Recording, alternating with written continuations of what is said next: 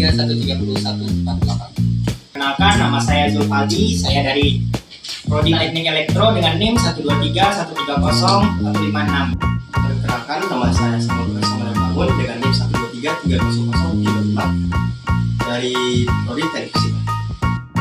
Perkenalkan, nama saya Muhammad Roy Nurmazid Abidin dengan NIM 123340081 dari program studi Teknik Sistem Energi. Kenalkan, nama saya Muhammad Fadli Andre Prasetyo dari Prodi Teknik Elektro dengan NIM 123130151. Kenalkan, nama saya Barat Atari Tarkan Hafiz dengan NIM 123130153 dari Prodi Teknik Elektro. Hukum Faraday tentang induksi elektromagnetik ditemukan oleh Michael Faraday pada tahun 1831.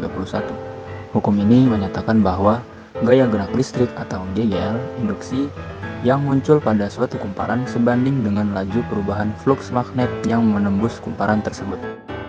Secara matematis, hukum Faraday dapat dituliskan sebagai epsilon sama dengan minus N J flux per dt, di mana epsilon adalah GGL induksi dalam volt, N adalah jumlah lilitan kumparan, flux adalah flux magnet yang menembus kumparan dalam Weber, T adalah waktu dalam detik.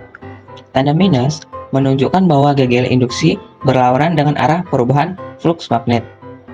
Hukum Faraday hanya menjelaskan besarnya GGL induksi, tetapi tidak menjelaskan arah arusnya. Hukum Lenz yang dikemukakan oleh Hendrik Lenz pada tahun 1834 melengkapi hukum Faraday dengan menjelaskan arah arus induksi.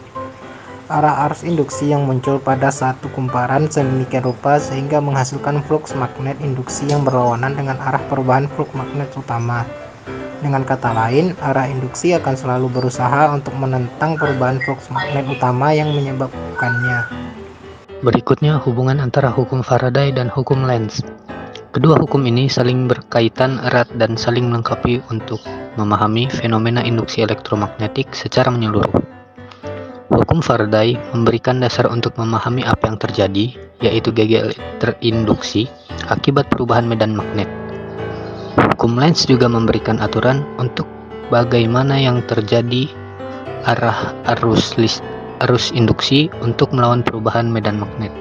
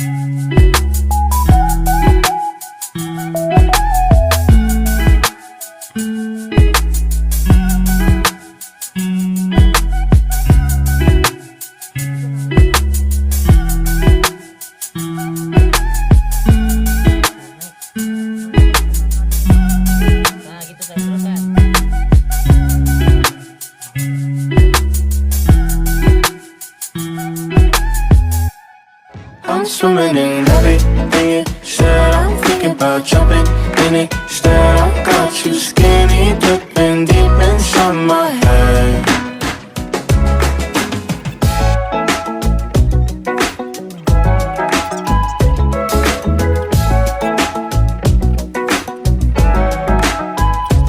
Listen the way you touch me. I don't know much about love, but I keep on checking my phone to see when you're home or when you want me to pull up. We're one and the same. You got me caught in the days. I love it when you say my name real slow.